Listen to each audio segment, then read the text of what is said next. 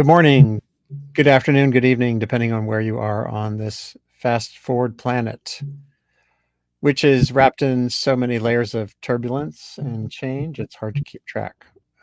A big one started back in February 2022. It actually started almost a decade earlier when Vladimir Putin started to make moves into Ukraine, but it was late February when a full-scale invasion of that peaceful country next door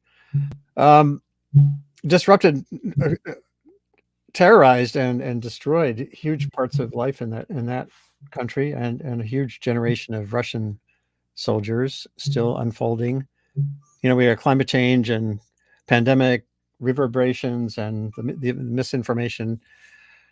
But today we're going to focus on a very interesting story, a potent and powerful film that's premiering next week, June 6th, at the Tribeca Film Festival here down in New York City, where I used to hang out. And it is directed by and co-written by and produced by Josh Zeman, who I've gotten to know over a long period of time through his previous films, one in particular.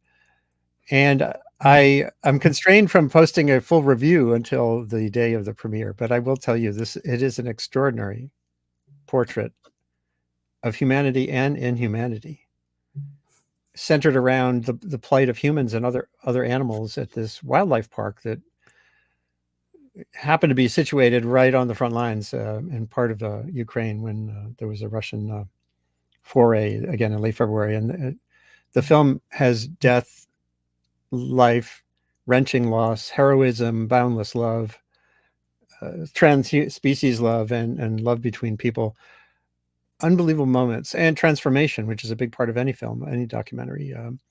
For example, there's a young veterinarian who is one of the volunteers who rushes to help rescue these animals, who's now serving in the military. He's a medic. He would move from being a veterinarian to being focusing on human animals. So Josh, just first of all, congratulations on an incredible project. And good luck with it as it rolls forward. I do want to kind of quickly touch back on how we first met, which was it 2004 when I wrote that article about the missing whale? There was this lonely whale in the Pacific, and some old military Navy sonograms were picking up the sound, and it wasn't a blue whale and it wasn't a fin whale. And I did two little stories, and this is pre-social media. I think they would have been viral. It would have been a viral thing if there had been absolutely. And but then that sort of festered and simmered for a long time. And this filmmaker who has done Cropsey and films about other, tough topics, Son of Sam, there was a thread there that you pulled and couldn't stop pulling. And now here we are. The war unfolds, which I've written many aspects of, but I have not gone to Ukraine, even though my grandfather is from there. And, it's transformed everything. Here was a piece I did on food insecurity in Ukraine. This literally one of the bread baskets of the world was turned into an inferno. And then here's this film and this story. Can you tell us how you first became aware that there was something here that needed telling? Yeah, it's so funny, Andy, only because your article in the New York Times sparked me to do The Loneliest Whale. And it was a second article in the New York Times about a chimp named Chi-Chi who was temporarily staying in a zoo in the middle of Kharkiv, which is, again, only 25 miles from the Russian border. It was being bombed every day. And there was a chimp that had escaped from its temporary place in the Kharkiv zoo. And it was wandering through what's known as Freedom Square in the middle of the war. And it was just that juxtaposition, of animals kind of shocking people out of this war mentality and suddenly saying, oh my God, there's a monkey walking around in the middle of Freedom Square. Who's going to go get the monkey? And It's a chimp. And one of the zookeepers walked over. It was slightly raining. She held out a yellow raincoat, and Chi-Chi loves raincoats. And Chi-Chi came over. She put on the raincoat. Another zookeeper brought out a bicycle, and they biked Chi back to her temporary shelter in the Kharkiv Zoo. She had actually been in Eco Park development. And it was just, again, that juxtaposition of freedom, animals looking for freedom, wanting to escape. And inside, this Kharkiv, this city that's under siege. And Right. I started to look at all these stories about zoos in the middle of war, the Berlin Zoo, the London Zoo. There's a long and interesting history of zoos being this Garden of Eden, almost in the middle of a city, European city that's kind of under siege from an invading army. And that really just led me to make this story. I called up and said, hey, I had heard that Chi came from another zoo that had been bombed out, and that was eventually Eco Park Feldman. And I called up Eco Park Feldman, and I just wanted to hear more about the story.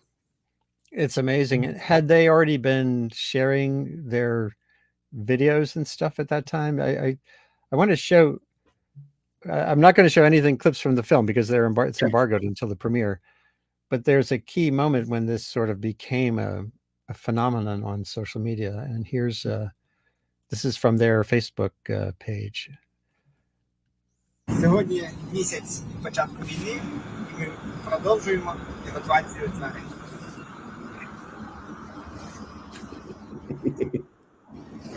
Just surreal. Again, surreal. And the fact that there was kind of a record being made when you started to think about this as a film, I assume, especially because it's in a war zone, made it more possible to sort of think about how to pursue it. Yeah, it was just this, I had heard about the story, and then I spoke to the head of the social media department. He's like, yes, we have an unbelievable amount of videos. And it was very interesting when these so that young man is Timothy, and he is a veterinarian, and he heard about what was happening at Eco Park Feldman, the fact that there were these animals kind of trapped between the Russian and the Ukrainian army without food and water. And he volunteered and brought his friends. Basically, he has a crew of 4 kids, who are his friends that he's known since high school. And they're like, we're going to start taking these animals out. And they started to document on their cell phones everything that they were doing. It was just so funny, who drives around in a converted ambulance with, wallabies and kangaroos, taking them to safety. And he started documenting it, and then they started to put that information out, and it really did become viral. I think, war is so tragic, and I think people were looking also just for bright spots in what was going on, and what's brighter than saving animals. Yeah, bright spots, but with this simultaneous, sense of deep tragedy and not only that, but a perpetual possibility of even worse, which we still, Ukraine still faces. These are some images that were sent in the sort of the pitch deck last year, and I think this captures. This is the guy who founded this amazing place, Alexander Feldman. He had gone back at one point, and you see this. So tell me about. Well, again, get into the production a little bit. How did you then start to work with what was there through the social media? But then there are these sit-down interviews and everything. They're just beautiful. So how did this unfold from that point forward? So I contacted the guys at Feldman Eco Park, and they started to send me clips that they had been posting. They had a lot of clips, and it started to dawn on me that, yes, you can tell this story through all the clips that the kids had shot. I then got a little bit of seed money, and I went to Kharkiv about 6 months into the war. And it was still a hot zone. Like, we had to go fly into Warsaw, drive across the border.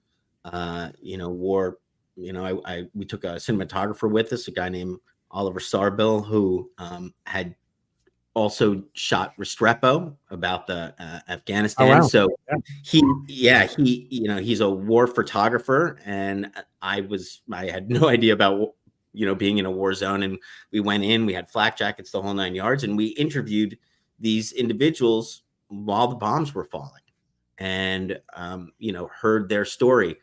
We then went and edited for a couple months and then went back again 6 months later. What's so interesting is when we went back 6 months later, everybody was very happy.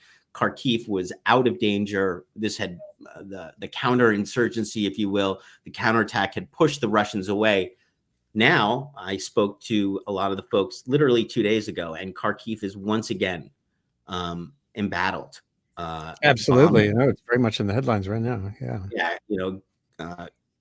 Glide bombs are falling all over them. The park again is once again under attack. Thankfully, there's less animals there than there were before. There's still, water buffalo and things like that in there. But the horror has returned for these people, and it's unfortunately a very desperate situation. When it seemed like when they were first starting, there was a lot of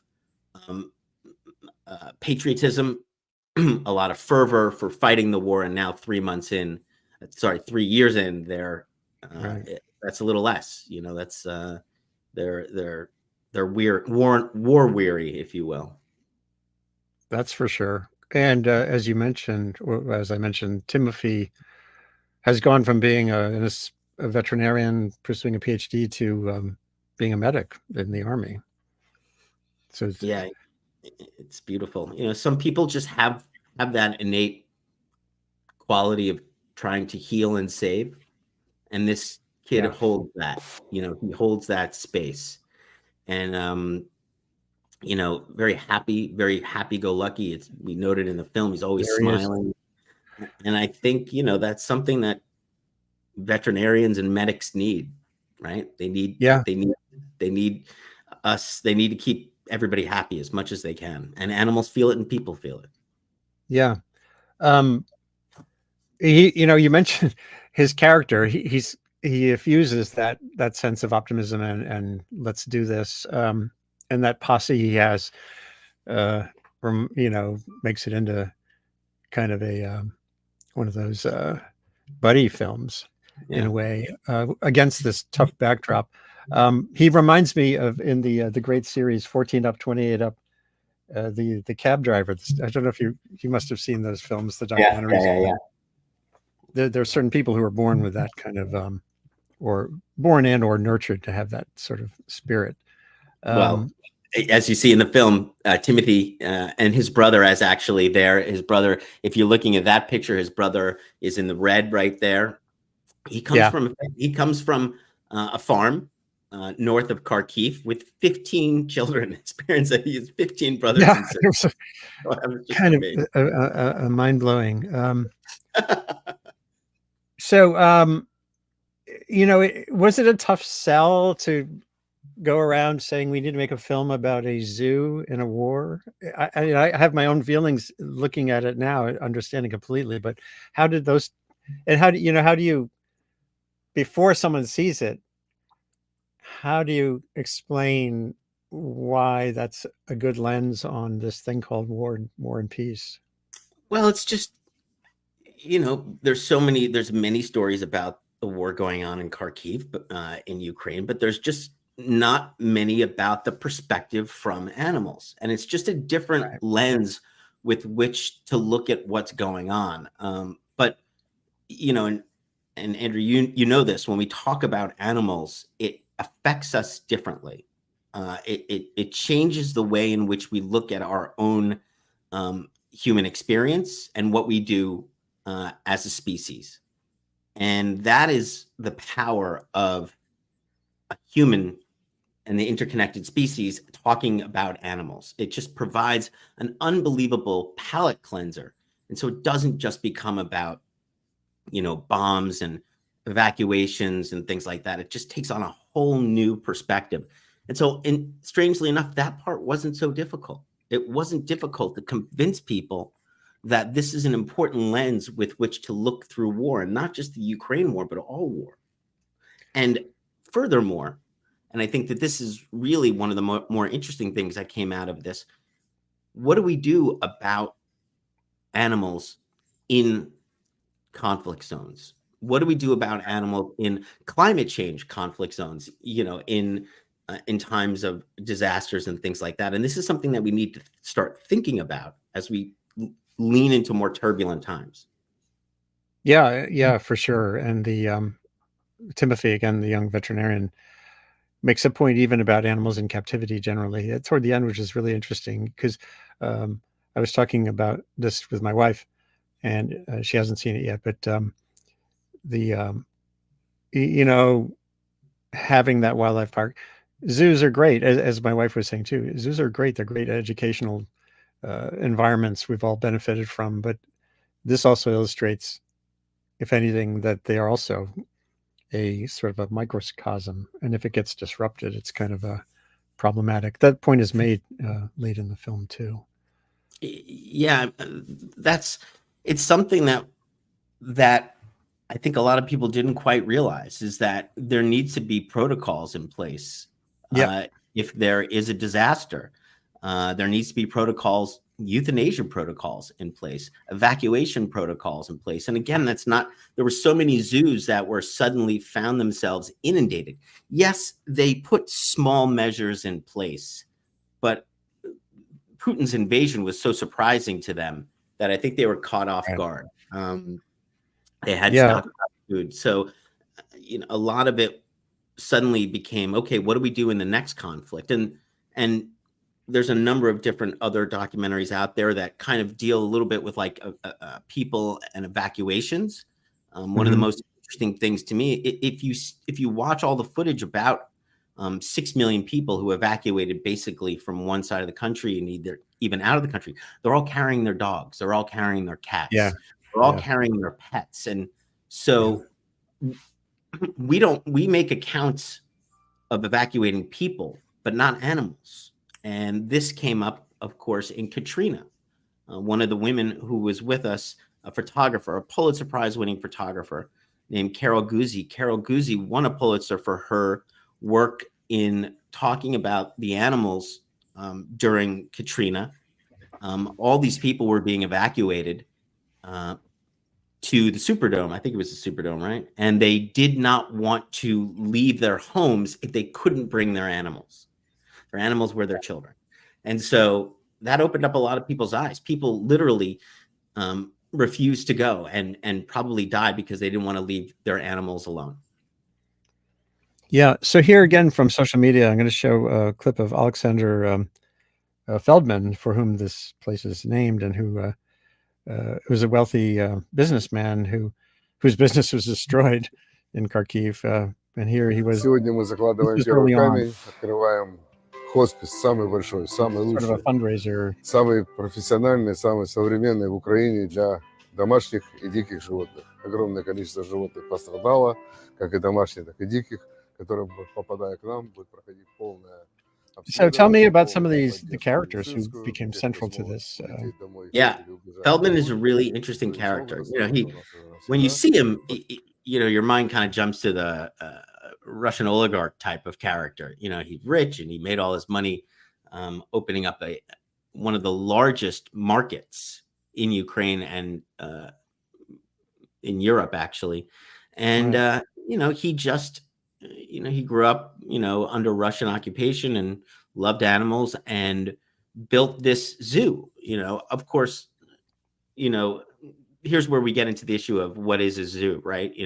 Is it for education or is it for entertainment? And they were very much centered in education. Yet at the same time, he's a very colorful character. And whenever you talk about the animals, he cries at the drop of a hat. And he started this zoo. It was very popular because it was so close to Russia. You had many Russian people coming, you had many Ukrainian people coming, and suddenly it was destroyed.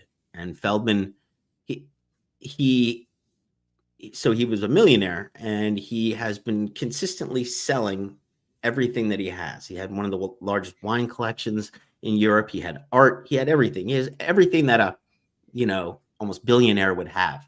But slowly but surely, he's been selling everything. And that was just fascinating. A little bit of almost like a Schindler's List type of character. A rich guy who sells, who spends all his life building these worldly possessions, and then has to sell them to keep the animals alive, for food, for medicine, to keep the people. And so that was really interesting. I kept like, what's it like, spending your life building one of the largest wine collections in Ukraine and then turning around and selling it for nothing, Yeah.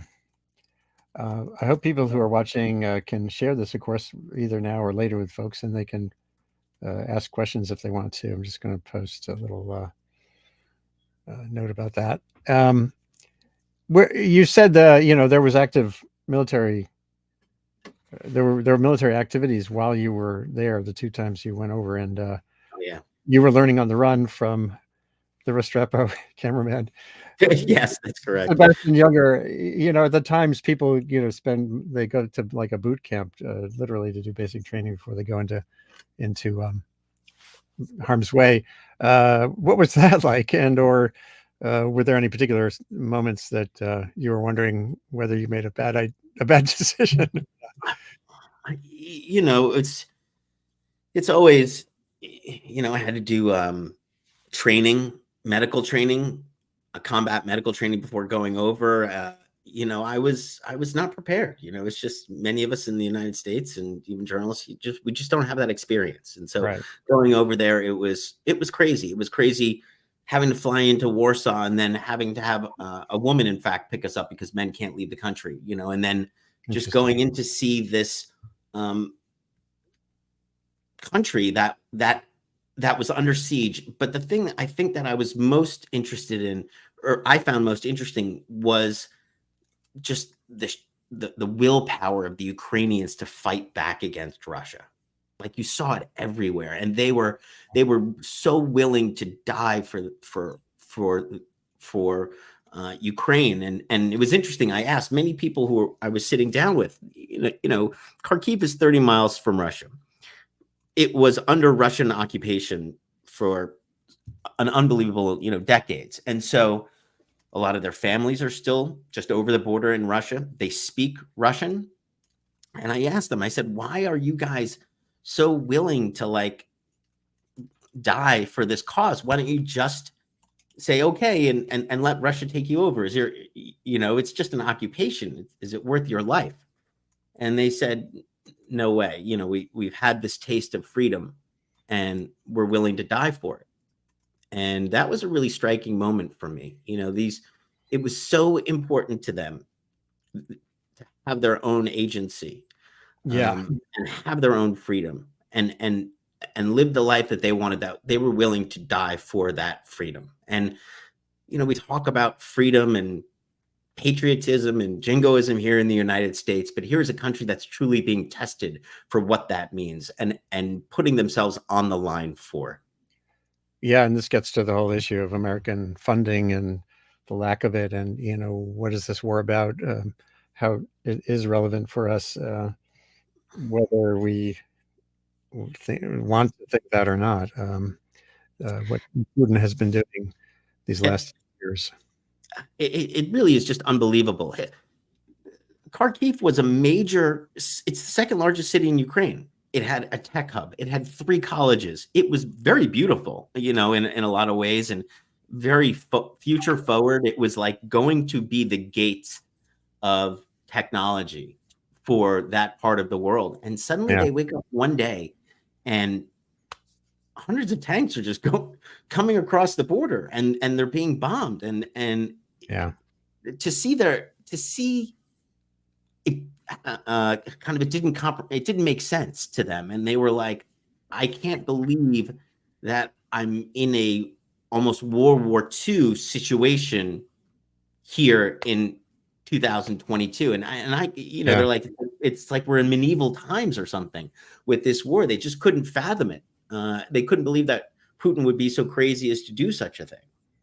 Yeah. This is another social media clip that, again, I'm not, I wouldn't want to show anything from the film. I can't show it again Go ahead. before the premiere, but here's from social media, which is integrated into the film. Again, this was, there was a drone overhead, and и там еще парочкой. Над нами дрон. Это плохо. Так, эвакуация Волка. Одного забираем сейчас, и там еще... И там еще парочкой. Над нами дрон. Это плохо.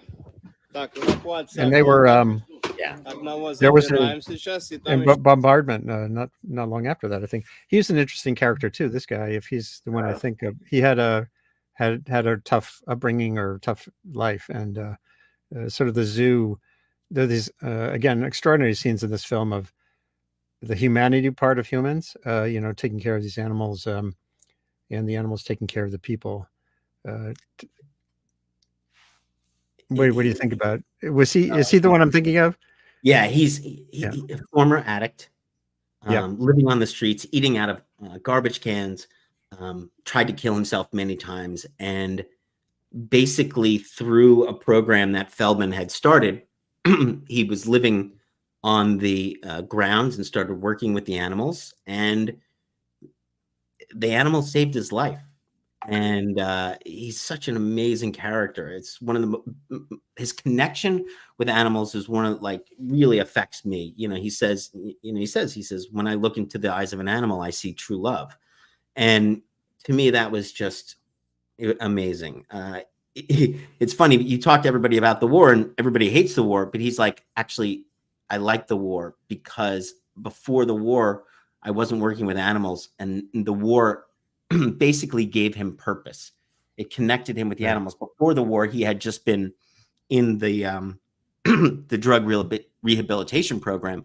It was during the war that they asked him to help with the evacuation, and that's where he really developed this connection with these animals. When I first met this guy, I was like, oh, he's the head zookeeper, because he's like, hugging animals, and his nonverbal language with animals was just so incredible. I was like, oh, this must be the head zookeeper. And like, no, that's the guy who's been with us, the shortest amount of time. And I was just, wow, so that's really interesting to hear, because again, in the film, you have this sense of him being kind of a pillar of the operation. And again, I don't think it's spoiler alert stuff, but there are some devastating things that happen to people as this is unfolding. This is not just some touchy-feely story about people rescuing animals. There's human death, young and older, and it's again gets at this. There's a moment in the film when an animal does great violence to a keeper because it was starving, and I think it was Timothy, one of the characters says, it wasn't the lion's fault. It wasn't the man's fault. It was the war's fault. And taking it out to that outer dimension, I think, which is really, really invaluable too.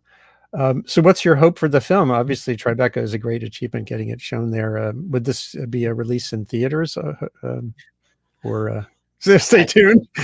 Stay tuned. I mean, I hope more people get it. I hope, I love stories about animals, but unique stories about animals, whether it's the loneliest whale and, ocean sound and military, sonographs and things like that.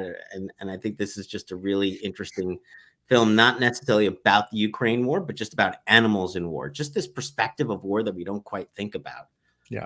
But that has a very unique history and again, allows us to reframe what's going on outside of the politics, outside of the polarization, but just, people and animals, and fleshing out the inhumanity we do to ourselves, do to others, through the eyes of these animals. There's the whole point. Andre, the guy we just saw, makes that point, like, some humans are animals, and some animals are more human, and so when we say you're an animal or like a beast, like, really, in the grand scheme of things, where do we fit on that paradigm? Because, considering what's going on, I would say that we are the lower species, or we are the more brutal, Yeah, that comes through. Again, I can't recommend it highly enough, and I hope you have a great response at Tribeca, and going forward, maybe we can dive in again on some component of this after the flurry around the release. Yeah.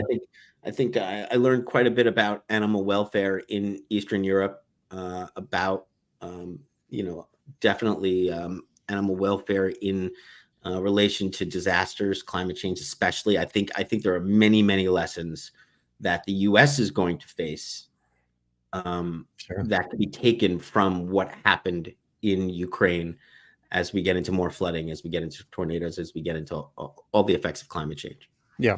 And again, to me, one of the high level, I don't like the word messages, themes in the film is the animal vantage point on war.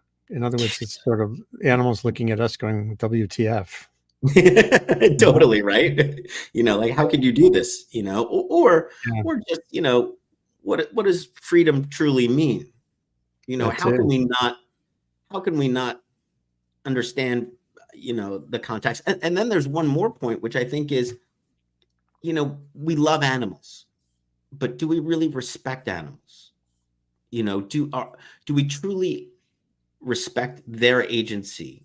And how do we reconcile the need for zoos from an educational standpoint with putting an animal in a cage? Who has that right? And that's something I struggle with all the time. And so I think, it's a great way to kind of bring that story to a head, especially when people are fighting for their freedom. So again, these are all big points that come out in the film, and hopefully people will think about.